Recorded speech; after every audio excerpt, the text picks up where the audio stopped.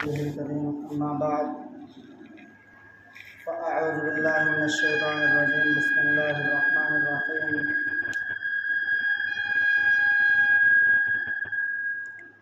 रब्बना वबअथ फ़ीहिम रसूलन मिनहुम यतलू अलैहिम आयातिक व युअल्लिमुहुमुल किताब वल हिकमत व युज़क्कीहिम इन्नका अंतल अज़ीज़ुल हकीम।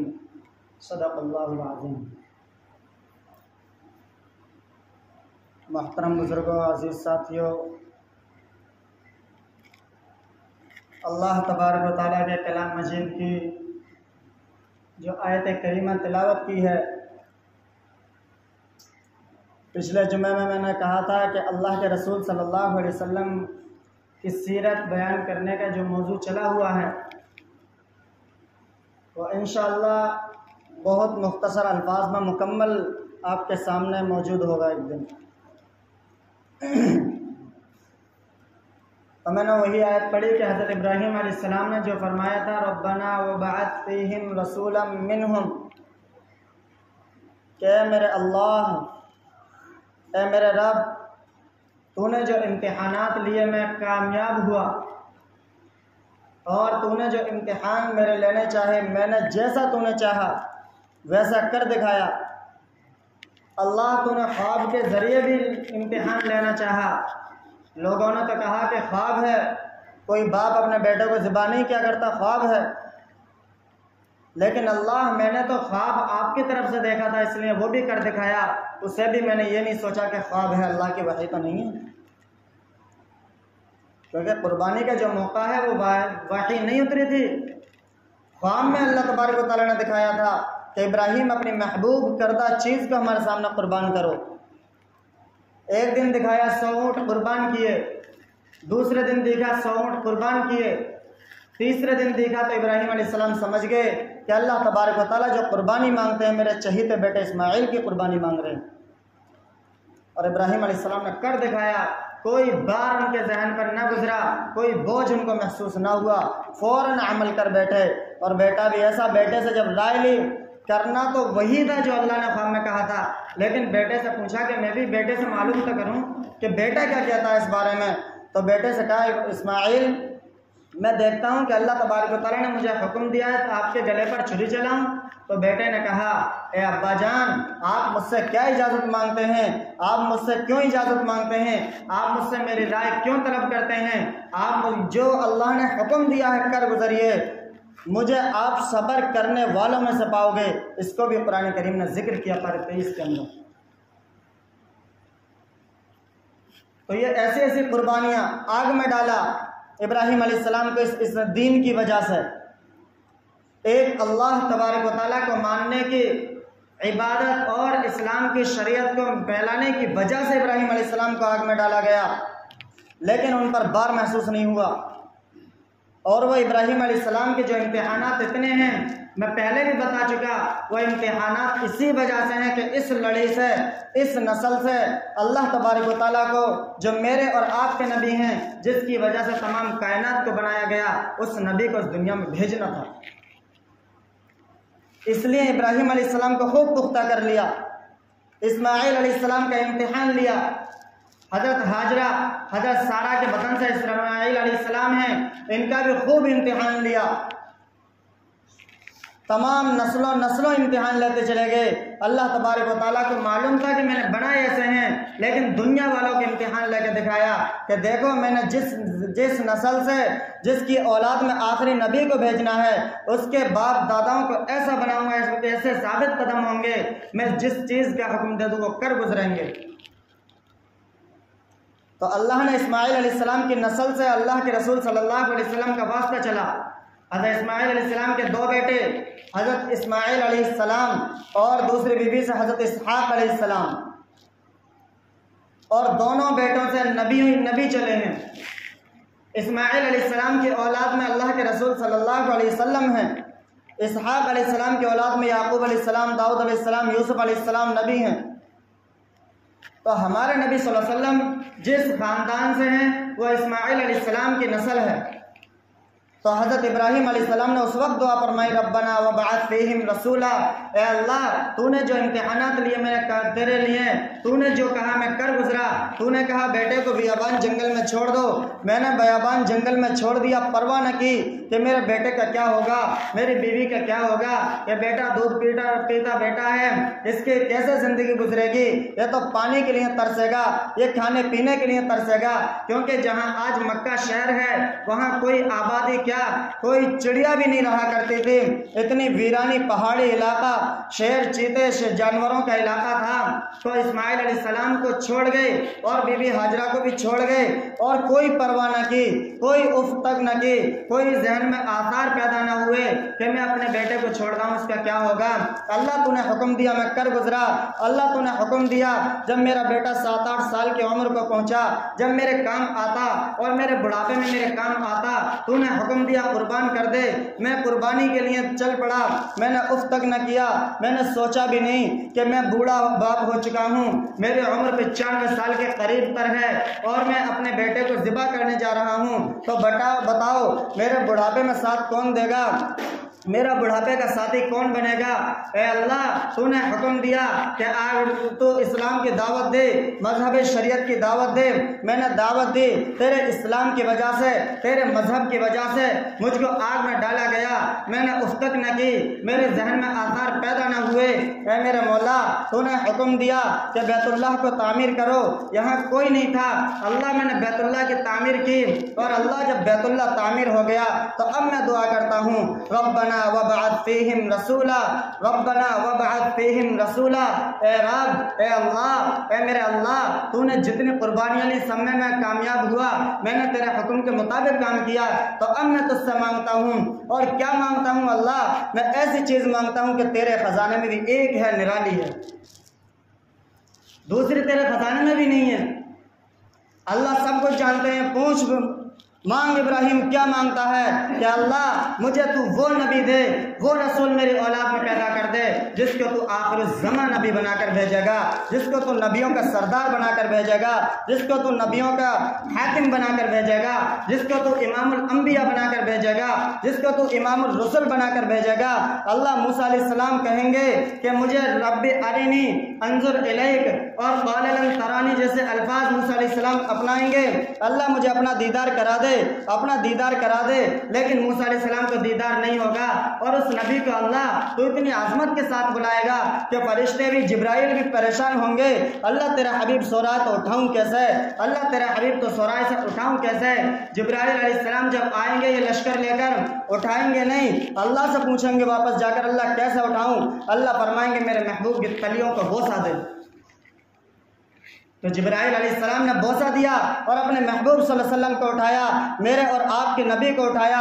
और फिर अल्लाह के रसूल सल्लल्लाहु अलैहि वसल्लम जब जागे और जिब्राइल अलैहिस्सलाम ने सलाम किया, सलाम लिया, पूछा कैसे आए इतनी रात। जिब्राइल अलैहिस्सलाम ने बताया कि अल्लाह तबारक व तआला ने आपको अर्श मुअल्ला पर बुलाया है, आपको मेराज के लिए बुलाया है, अल्लाह तबारक व तआला आपको बुलाना चाहते हैं। अल्लाह तबारक व तआला आज रात आपको इमामुल अंबिया का लक़ब देने वाले हैं। आज रात मेरे महबूब तमाम 1,24,000 कमोबेश अंबिया बैतुल मक़दिस में मौजूद हैं, आपका इंतज़ार कर रहे हैं, वो मुक़्तदी बने हुए हैं, आप इमाम बनाए जाएंगे, आपका इंतज़ार कर रहे हैं। ए मेरे महबूब चलो, आपको अल्लाह ने बुलाया है। तो अल्लाह के रसूल सल्लल्लाहु अलैहि वसल्लम जाते हैं और इतनी आज़मत के साथ अल्लाह के रसूल सल्लल्लाहु अलैहि वसल्लम को ले जाया गया। तो इब्राहीम अलैहिस्सलाम ने फरमाया, अल्लाह मैं तुझसे वो नबी मांग रहा हूँ जो तेरे ख़जाने में भी एक निराली नेमत है। ऐसा हमारा नबी, अल्लाह वो नेमत मांग रहा हूँ जो तेरे खजाने में भी अकेली है। रब्बना वबअथ फ़ीहिम रसूला, सिर्फ रसूल नहीं, सिर्फ आखिरी नबी नहीं, आगे भी अल्लाह तबारक व तआला मैं कुछ कहना चाहता हूँ। रसूला मिनहुम यतलू अलैहिम आयातिक व युअल्लिमुहुमुल किताब वल हिकमा। ए मेरे अल्लाह मैं नबी मांगना चाहता हूँ, साथ साथ मैं चाहता हूँ कि वो तेरी आयतों को सुनाए, तेरे कुरान करीम को सुनाए, तेरे दीन की इशाअत करे, तेरे दीन को फैलाए, तेरे दीन की तबलीग का काम अंजाम दे और वो एक बेहतरीन शानदार मुअल्लिम हो, उस्ताद हो, मौलवी हो, एक बेहतरीन शानदार हो। अल्लाह मैं ऐसा मांगना चाहता हूँ। और फिर अल्लाह आगे वल हिकमा, कि इतनी बारीकी को जानने वाला हो जितना बारीक कोई जानने वाला ना आया हो।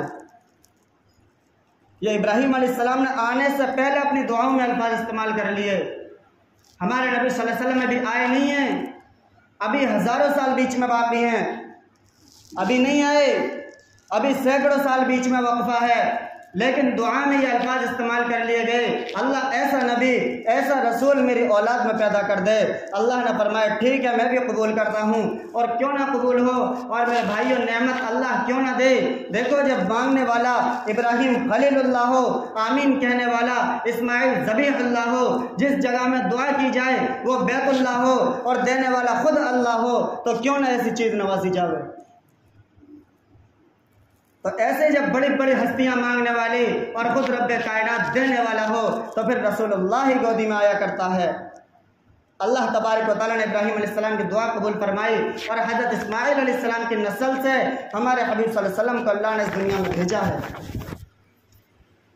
तो मेरे भाइयों, ये हमारे नबी सल्लल्लाहु अलैहि वसल्लम की सीरत के पहलू हैं।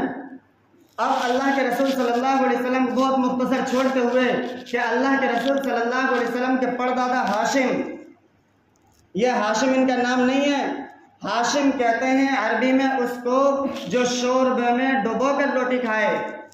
तो अल्लाह के रसूल सल्लल्लाहु अलैहि वसल्लम के परदादा हाशिम को बहुत ज़्यादा ये पसंद थी कि शोरबे में भिगो कर रोटी खाते थे, और इसको अरबी में फरीद भी कहा जाता है। ये खाया भी करते थे और खिलाया भी करते थे, और ये मशहूर था पूरे मक्के में, और ये मशहूर था इस वजह से इनको लोग हाशिम कहने लगे, इनका असल नाम ही गुम हो गया।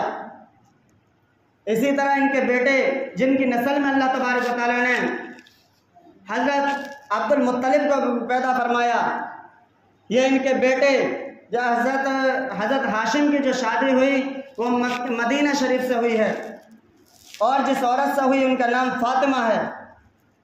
तो अब्दुल मुत्तलिब की जो शादी हुई, ये अब्दुल मुत्तलिब की जो शादी हुई है, ये इनकी माँ जो है हज़रत फातिमा, और अब्दुल मुत्तलिब की शादी हुई, इनका नाम हज़रत फातिमा है अब्दुल मुत्तलिब की बीवी का। इनकी शादी भी मदीने से है और बनु साद के घराने से है, बनु ज़हरा के, क्योंकि ये एक हज़रत हाशिम के साथ अब्दुल मुत्तलिब जो जा रहे थे वो एक लश्कर वहाँ जा रहे थे मुल्क शाम में तिजारत के लिए। तो वहाँ किसी काहिन ने कहा था कि तुम अपने बेटे की शादी जो करना चाहो तो बनु ज़हरा के ख़ानदान से करना, क्योंकि मुझे तुम में भी नबूवत के आधार नज़र आ रहे हैं और तुम्हारी औलाद में भी नज़र आ रहे हैं और फिर उस ख़ानदान में नज़र आ रहे हैं। तो ये शादी हुई। अब्दुल मुत्तलिब से औरतों ने कहा कि अब्दुल मुत्तलिब मैं चाहती हूँ आपसे निकाह कर लें, हम चाहते हैं आपसे शादी हो जाए।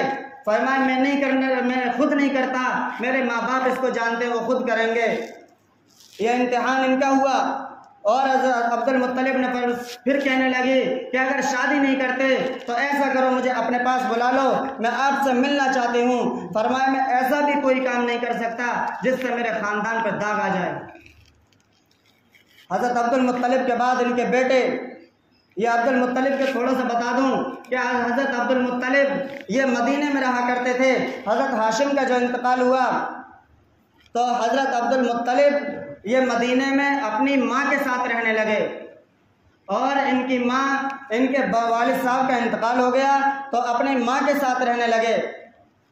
और जब माँ के साथ थोड़े बड़े हुए, खेलने लगे, शिकार खेलने जाया करते थे, तो जो इनके दोस्त थे अब्दुल मुत्तलिब के बाद में दोस्त बनने वाले, तो मुत्तलिब इनके दादा का नाम है, इनका नाम मुत्तलिब नहीं, इनका नाम पड़ा मुत्तलिब।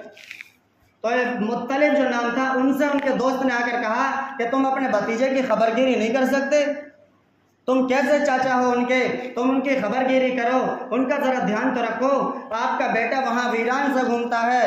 तो अब्दुल मुत्तलिब ने सोचा कि आज के बाद ऐसा नहीं हो सकता कि मैं अपने भतीजों को अपने पास न ले आऊँ, और जब तक सुकून से नहीं बैठूंगा।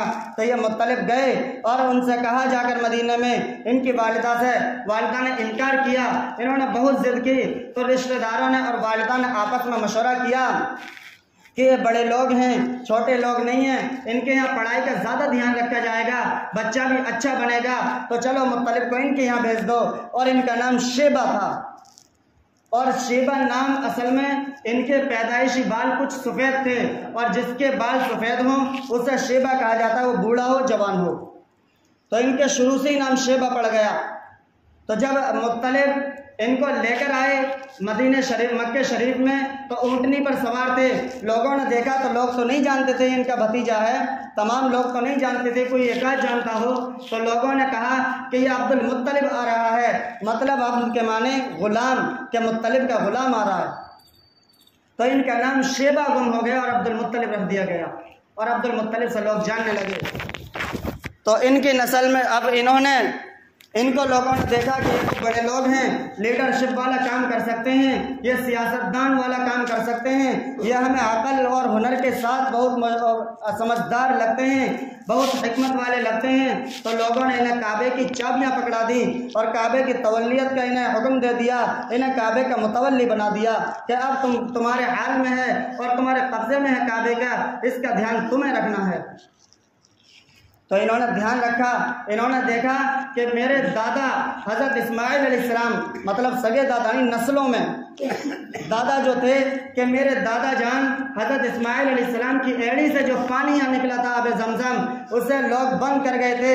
कई कबीले यहाँ बदलते रहे थे, कई कबीले यहाँ बदलते रहे थे। आखिर में जो कबीला था बनु जुरहम, ये इसको पाट गया था दुश्मनी में कि हमारे मुखालिफ जो अब यहाँ रहेंगे, जो मक्के में रहेंगे, वो ताकि इतना तो हो सके कि इस पानी से सैराब ना हो सकें, तो वो सब पाट गए थे पत्थर भर भर के।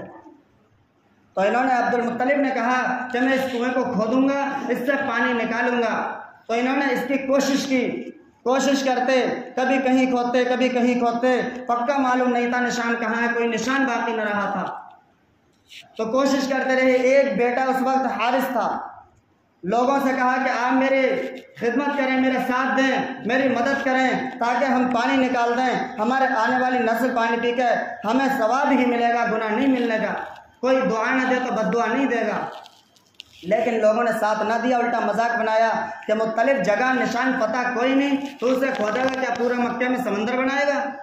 लोगों ने मजाक बनाना शुरू किया। इन्होंने अल्लाह के सामने हाथ फैला दिया, अल्लाह तूने मुझे एक बेटा दिया है हारिस, काश के मेरे 9-10 बेटे और होते तो मैं सारों को अपने साथ लगाता और ये कुआं खोदता, इससे अपने दादा जान की एड़ी से निकला हुआ पानी बाहर निकाल देता। रब्बा तू मुझे औलाद दे दे। तो अल्लाह ने इनको 10 बेटे और दिए। उन 10 बेटों में हज़रत अब्दुल्ला रज़ी अल्लाह ताला अन्हु भी हैं और हज़रत हारिस, इन दो से बेहद प्यार करते थे। हज़रत अब्दुल्ला ऐसे प्यारे, ऐसे खूबसूरत थे कि उनसे जो देखता था वही प्यार करता था, चाहे कोई भी देख ले। और क्यों ना होते, आखिरी नबी सल्लल्लाहु अलैहि वसल्लम के बाप बनने वाले थे। तो इतने प्यारे बेटे थे, लोग उनसे प्यार क्या करते थे, उनसे मोहब्बत की नज़र से लोग देखा करते थे, उनसे जो भी देखता वो मोहब्बत क्या करता था। तो जी इन्होंने ये मिन्नत मानी थी, अल्लाह तू मुझे औलाद दे दे। अब अगर मैंने कुआं खोद दिया और मेरा काम पूरा हो गया तो मैं अपने 10 बेटों में से एक की कुर्बानी करूँगा। अब जब कुआं खुद गया, सारे काम हो गए, कुआं खुद गया, तो इन्हें अपनी कसम याद आई कि मैंने एक बेटे की कुर्बानी की मिन्नत मानी थी अल्लाह से, अब अपने बेटे को ज़िबा करता हूँ। कौन से बेटे को ज़िबा करूँ? अब कागज़ का कुरआ कहा जाता था उस वक्त में, यानी कागज़ की पर्ची उठाई और पर्चियों पर सारे बेटों के नाम लिखे और पर्चियाँ डाली, फिर उसमें से उठाई बेटे का नाम अब्दुल्ला। अब तमाम मक्के के बड़े बड़े ख़ानदान खड़े हो गए कि हम हज़रत अब्दुल्ला को नहीं कत्ल होने देंगे। तुम अपनी कसम को झूठी साबित करो, तुम अपनी कसम तोड़ दो, हम हज़रत अब्दुल्ला को नहीं कत्ल होने देंगे।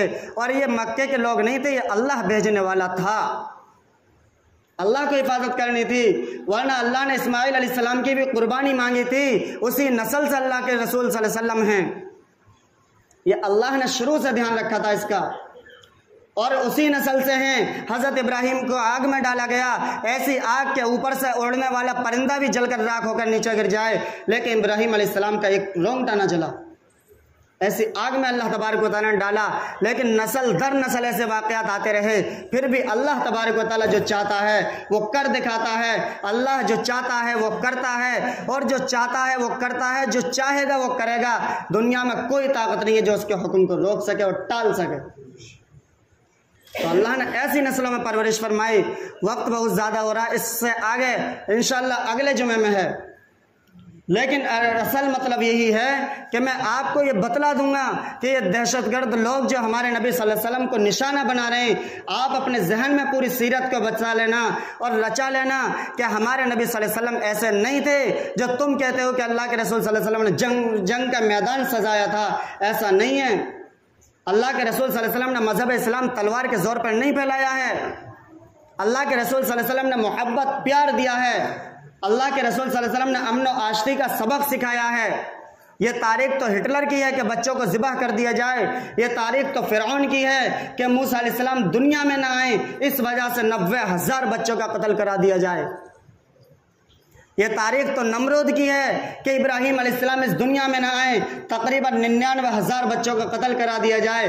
और उस दौर के तारीख ऐसी लिखी जाती थी, लिखी नहीं जाती थी सही से, लेकिन फिर भी लोग कहते हैं कि नदी और नाले हमें सुर्ख नजर आते थे, पानी देखने को नहीं मिला करता था। ये तारीख तो उनकी थी, हमारे नबी पर सौंप रहे हो। ऐसा नहीं हो सकता कि इस्लाम और हक बयान करने वाले हों और अल्लाह के रसूल सल्लल्लाहु अलैहि वसल्लम को झूठी जुबानों से निशाना बना लिया जाए। ऐसा हरगिज नहीं हो सकता। ये दौर आता रहा कि लोग बुराई करते रहे और हक वालों की हमेशा बुराई होती रही है, लेकिन हक वाले बढ़ते रहे। हक धीमी चाल चलता है और झूठ एक साथ चलता है, लेकिन वो एक साथ दब जाता है। हक दबा नहीं करता, हक चलता रहता है। हक की पहचान ये है, धीरे चलता है लेकिन चलता है। हज़रत मौलाना मसीहुल्लाह खान साहब रहमतुल्लाह अलैह, एक शख्स बिहार का रहने वाला था, कहने लगा हज़रत अल्लाह के रसूल सल्लल्लाहु अलैहि वसल्लम को मक्के में पैदा फरमाया अल्लाह ने, हमारे बिहार में पैदा कर देते तो हम तो अल्लाह के रसूल सल्लल्लाहु अलैहि वसल्लम की बहुत जल्दी बात मानते। वहाँ के लोग थे, अल्लाह के रसूल सल्लल्लाहु अलैहि वसल्लम के पत्थर मारे, तकलीफ़ें पहुँचाई और तरह तरह की गालियाँ गलोच दी, और अल्लाह के रसूल सल्लल्लाहु अलैहि वसल्लम कितनी तकलीफ़ें पहुँचाई। हमारे बिहार में पैदा होते हम फ़ौरन अपने नबी की बात मान लेते। तो हज़रत मौलाना मसीहुल्लाह खान साहब रहमतुल्लाह ने जवाब दिया कि खूंटा देर में गड़ता है लेकिन मजबूत गड़ता है, कि उन लोगों ने तकलीफ़ें पहुंचाई हैं फिर इस्लाम कबूल किया है, तो उनके अंदर इस्लाम और मजहब यानी शरीयत मजबूत है और अंदर उनके दिलों में रची बसी हुई है। उन्होंने मजबूत पकड़ी, तुम फ़ौरन कबूल करते तो हो सकता था फ़ौरन छोड़ कर चावल ध्यान रहते। ये उन्होंने मज़ाहना आगे अल्फाज फरमाया। तो मेरे भाई, अल्लाह के रसूल सल्लल्लाहु अलैहि वसल्लम की सीरत है। अब हमें चाहिए कि हम अपने पास ज़्यादा नहीं 5 मिनट का वक्त निकाल लें, मदरसे में जाएं, हम अल्लाह वालों से, हम आलिम दीनों से, हम मौलवी, हमारे मदरसे में 2-2 मौलवी मौजूद हैं अल्हम्दुलिल्लाह, लेकिन हमें फ़ुर्सत नहीं कि हम उनसे जाके कुछ बात पूछ सकें, हमें फ़ुर्सत नहीं कि हम उनसे कोई मसला दरियाफ्त कर सकें, हमें फ़ुर्सत नहीं कि हम उनसे कोई अल्लाह के रसूल सल्लल्लाहु अलैहि वसल्लम की तारीफ़ की बात सुन सकें। हमारे पास वक्त नहीं है कि अगर हमें पता है कि शाम 17 रकातें हैं, हम सुन चुके हैं, लेकिन ये नहीं पता रकातें कौन कौन सी हैं, क्या क्या है। हमें ये नहीं पता कि हम रुकू में जाएंगे तो हमारी नमाज होगी नहीं होगी। तो मेरे भाइयों, अगर आप अल्लाह वालों के पास वक्त लगाओगे तो सुन लो, अगर उन अल्लाह वालों के पास जाने की वजह से और उस वक्त में जो अल्लाह वालों के पास लग जाए आपको कोई दीन की बात ना मिले, तो कम से कम इतना फ़ायदा आपका ज़रूर होगा कि आप बुराई भी नहीं कर सकते उस वक्त में। तो आपका वो वक्त बुराई से तो बचा कम से कम, और ये भी हमारे लिए बहुत बड़ी गनीमत है कि हमारा वक्त भी बुराई से बच जाए। तो मेरे भाइयों, ये अल्लाह के रसूल सल्लल्लाहु अलैहि वसल्लम की सीरत है जो बयान होती रहेगी और क़यामत तक होती रहेगी, लेकिन मुकम्मल बयान नहीं कर सकते। अब असल ये है कि मदरसे में आपको मालूम है, और शायद कि कुछ को ना भी मालूम हो, क्योंकि हम मदरसे में जाते ही ना। हमें मदरसे से ताल्लुक़ क्या रखना, भला कहाँ जाएंगे मदरसे से ताल्लुक़ रख के, हमारा तो मस्जिद से ताल्लुक़ नहीं रहता। लेकिन मेरे भाइयों, ऐसा ना करो। हमारे नबी सल्लल्लाहु अलैहि वसल्लम ने 14-23 बरस तक रो रो कर आँखें सुर्ख कर दी हमारी वजह से। हमारे हबीब सल्लल्लाहु अलैहि वसल्लम ने हमारी वजह से रो रो कर आँखें सुर्ख कर दी, लेकिन आज हम इतने बेवफा निकले कि उसी नबी के तरीक़े को तोड़ा। तो ज़रा ध्यान दो अपनी ज़िंदगियों पर। लोग जो मज़हब इस्लाम को निशाना बना रहे हैं, जो हमारे नबी को निशाना बना रहे हैं, वो हमारे हालात की वजह से बना रहे हैं, वरना हमारे नबी को उन्होंने पढ़ा नहीं है। अगर वो पढ़ते तो सच कहते। उन्होंने हमें देखा कि जब ऐसे ये हैं तो ऐसे ही इनके नबी होंगे, इस वजह से वो कहने लगे। तो गद्दारी हमारी है, सौंपी हमारे नबी पर जा रही है। तो ज़रा ध्यान दो कि दूसरों को वो मौका ना मिल सके जो हमारी वजह से हमारे नबी को निशाना बनाया जाए सल्लल्लाहु अलैहि वसल्लम। तो मेरे भाइयों से परहेज़ करो। अब मदरसे में काम चल रहा है, इसलिए जाकर देखा भी करें कि आखिर मदरसे में हो क्या रहा है। हमारा मदरसा, हम जो हैं, हम तो बाहर गए हैं, तीनों चारों पढ़ाने वाले, हम तो आज हैं कल चले जाएं। लेकिन आपके गांव का मदरसा, हम जितनी भी मेहनत कर लें, नाम आपका रोशन हुआ कि मदरसा सराय में है। तो इसलिए मैं ये नहीं कहता कि आप मदरसे के लिए इतना दो, अपने लिए न छोड़ो, ये नहीं कहता मैं। सिर्फ इतना दो कि दुआओं में हर वक्त मदरसे को याद रखा करो। हम तो दुआ में तो याद नहीं रखते, अलबत्ता बद दुआ में याद ज़रूर रख लिया करते हैं। तो इससे परहेज़ करना चाहिए। ये अगर हम आलिम दीन के लिए, अल्लाह वालों के लिए, अल्लाह के घरों के लिए, मसाजिद के लिए, मदारिस के लिए, खानकाहों के लिए दुआ ना करें तो ये ज़रूरत नहीं है कि उनके लिए दुआ की जाए। ये हमारा फ़ायदा है, हम इनके लिए दुआ करेंगे, अल्लाह तबारक व तआला हमें नवाजता जाएगा। हम इनकी आबादी की दुआ करेंगे, अल्लाह हमें नवाजेगा। मेरे भाइयों, ये मस्जिद तो बना दी शब भर में ईमान की हरारत वालों ने, मन अपना पुराना पापी है, बरसों में नमाजी बन न सका।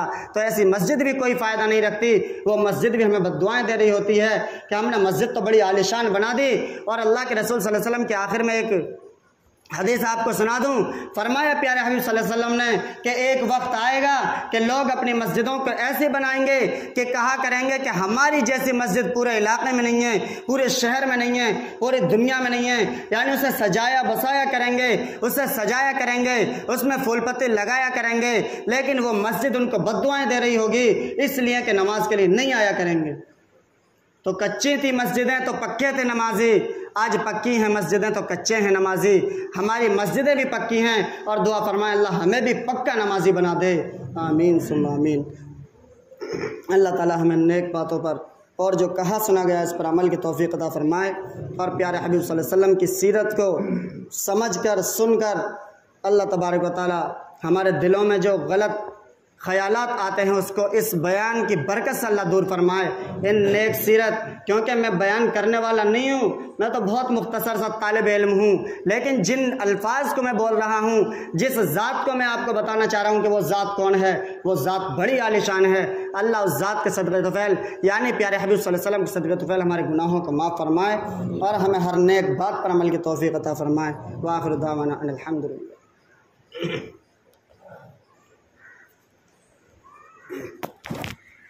अल्लाहु अकबर, अल्लाहु अकबर।